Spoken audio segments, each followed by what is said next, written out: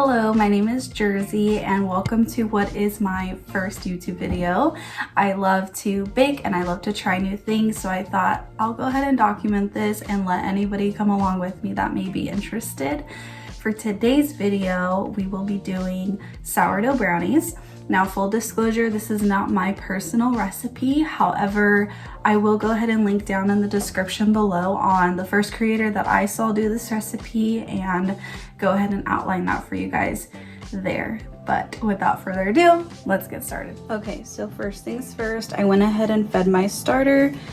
So I just added 25 grams of sourdough discard that I had in the fridge and 100 grams of bread flour, and I use King Arthur's bread flour. I'll go ahead and link that down below. And then 100 grams of about room temperature water. So I will go ahead and cap that. You could also use like a top of a mason jar, just don't squeeze it all the way or spin it all the way on. You would just leave it laying down flat, and then you can also use saran wrap lightly set over the top of the jar. I'll go ahead and put this in my oven with the oven light on, but make sure the oven's off. You'll want to put this in the oven with your oven light on. That's just a good tip. If it's a little bit colder in your house, it will cause the starter to rise a little bit slower. And so since it is a little bit colder here, I'm gonna go ahead and put it in the oven with the oven light on so that we can rise a little bit quicker. And then another full disclosure, I am by no means a sourdough expert. I just use the little bit of knowledge that I know to recreate these recipes. So if you want more information on those or have any question about anything in regards to sourdough, I could try to answer those, but also I have a lot of good resources here on YouTube of people that I've subscribed to that have helped me, you know, just grow my knowledge in sourdough, so I can go ahead and direct you to them as well. Okay, so as you can see, the sourdough starter is ready to be baked with. It is more than doubled in size, and then as you can see here, it's bubbly. I went ahead and preheated my oven to 450, and I put 8 tablespoons of butter in a saucepan, and we're just gonna let this melt down. Okay, so I like to measure a lot of things out in grams, so I'm gonna be using my scale. We're gonna add our Dutch cocoa powder, and we're gonna do 40 grams of this. I'll also do the other measurements too if you don't have a scale. So 40 grams should equal to about a half of a cup. So let me just go ahead and add this.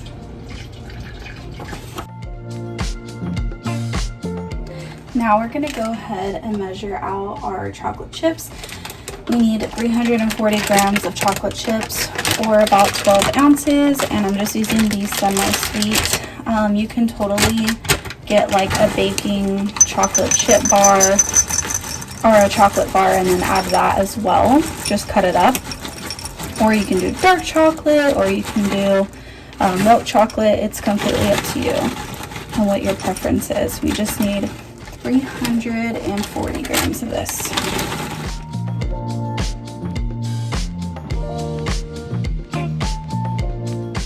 So I went ahead and added the cocoa powder and the chocolate chips.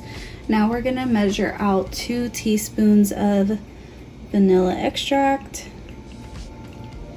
And then once we're done doing that, we're just gonna slowly mix and incorporate these chocolate chips until they're completely and fully melted. And then you just wanna babysit these and keep an eye on them because you don't want your chocolate to burn. And I have it on like simmer right now, so don't put it too high because they'll burn super quickly. So we just want to make sure this is completely incorporated until it's smooth. Okay, so in here we have 110 grams of brown sugar. The recipe calls for dark brown sugar, but I prefer the light brown, so it's 110 grams of that, which is about a half a cup. And then we also have 200 grams of white sugar, which is equivalent to 1 cup. And then I'm gonna go ahead and pour in 2 eggs and 1 egg yolk. And we're just gonna go ahead, we're gonna let this mix on medium speed until it's fluffy and white. it'll be a few minutes. If you guys do not have a KitchenAid stand mixer, you can also use a handheld mixer. That should get the job done as well.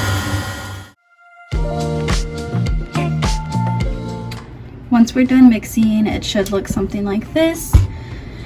And then I usually just take off this whole bowl attachment here and I put it on my scale because we need to add in our sourdough starter now. So what we're gonna do, this kind of drips, so we'll kind of wanna shake that off.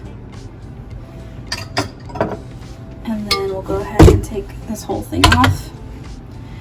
And as you can see here, we have our mixing bowl directly on our scale. Make sure to tare the scale because we need to get an accurate reading.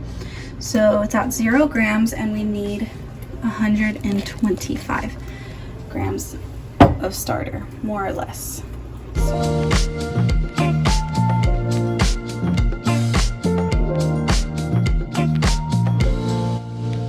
Next, after we have our starter in there, we're just gonna take that chocolate mixture and we're just gonna throw all of that right in. Make sure we get all of it out of the pan.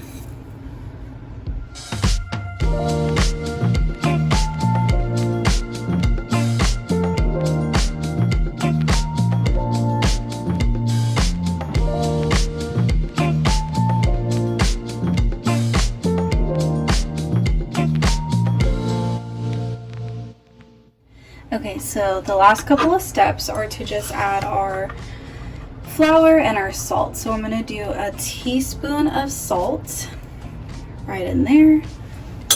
And then we are going to want to add an entire cup of flour. So again, I'm just using the same King Arthur's red flour. So we'll just add that entire cup. And then instead of letting the stand mixer do the rest of the job, you'll want to take it off of the stand mixer and use a spatula to slowly incorporate the flour into the mixture.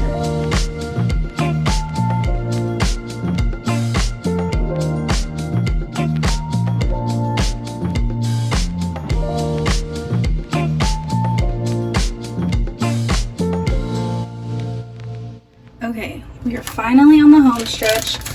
You want to go ahead and pour your mixture in a 9x9 baking pan lined with parchment paper. I went ahead and sprayed a little bit of cooking spray as well, just to make sure nothing is sticking. And then you're gonna take mini chocolate chips, and this is totally optional. I just like to do it for presentation and make it a little bit more chocolatey, as if we didn't need more chocolate in these brownies. So we'll go ahead and add those. Okay, so they're in the oven. You're gonna wanna cook those for about 35 to 40 minutes. You want to stick a toothpick in the center after 35 minutes to make sure that they're fully cooked. If not, leave them in a couple bit more minutes. What you don't wanna do is overcook them because they won't be as enjoyable. So make sure you're just keeping an eye on those. Okay, so I just popped these out of the oven. I did have to bake them for about 38 minutes for them to get to my liking. If you are anything like me, you won't let them set and cool because you're just impatient, and there's just nothing like a good warm brownie. But you can let these set and cool a little bit longer if you would like. If not, it is also okay to go ahead and dig in, but they are hot and warm, so.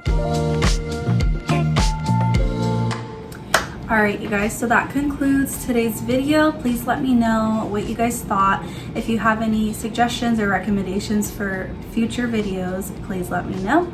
But until further notice, I'll see you next time.